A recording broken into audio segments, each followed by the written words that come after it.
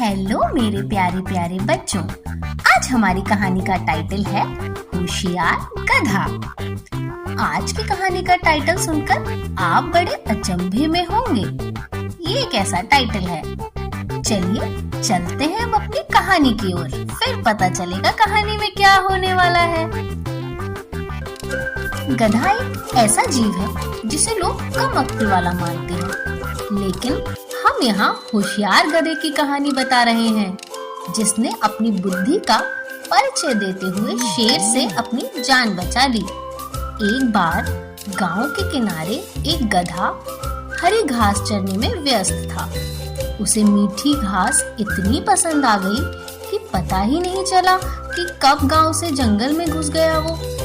शाम होने पर गधे ने सोचा, कल आकर घास चर लूंगा, अब तो पेट भी भर गया है। वह अपने गांव जाने वाले रास्ते पर चलने लगा। वह खुशी खुशी घर जा रहा था कि रास्ते में शेर ने उसको रोक लिया। शेर इतना खतरनाक दिख रहा था कि गधा दहशत में आ गया। उसने सोचा, अब तो मरना तय है, क्यों ना शेर से भिड़ ही लिया जाए। शेर से भिड़ने का ख्याल दिमाग में आते ही गधा और घबरा गया। उसने हिम्मत न खोते हुए शेर को पछाड़ने की युक्ति लगाई। गधे ने शेर से कहा, सर, आपके बारे में काफी कुछ सुना है।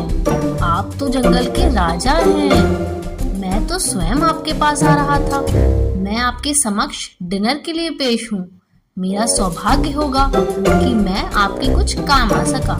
लेकिन एक बात आपको बता देता हूँ, गधे को सिर की तरफ से नहीं खाया जाता, क्योंकि गधों के पास दिमाग नहीं होता और बिना दिमाग वाला सर खाकर आपको अच्छा नहीं लगेगा। आपको मेरी सलाह है कि मुझे पिछले पैरों की तरफ से खाया जाए, क्योंकि हमारी ताकत पिछले पैरों में होती है। आप मुझे पैरों की तरफ से खाएंगे तो आपकी ताकत और बढ़ जाएगी और स्वाद भी बहुत अच्छा लगेगा।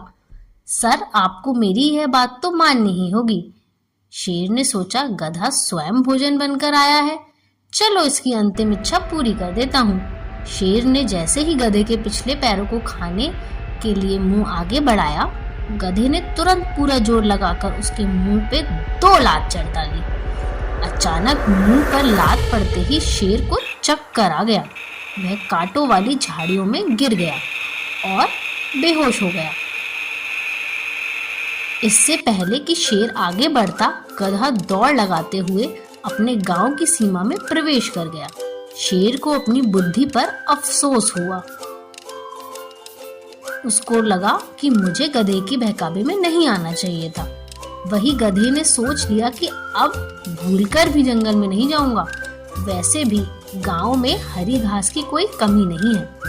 तो इस तरह गधे ने अपनी जान बचाई। और हम एक कहावत कहते हैं ना, लौट के बुद्धू घर को आए।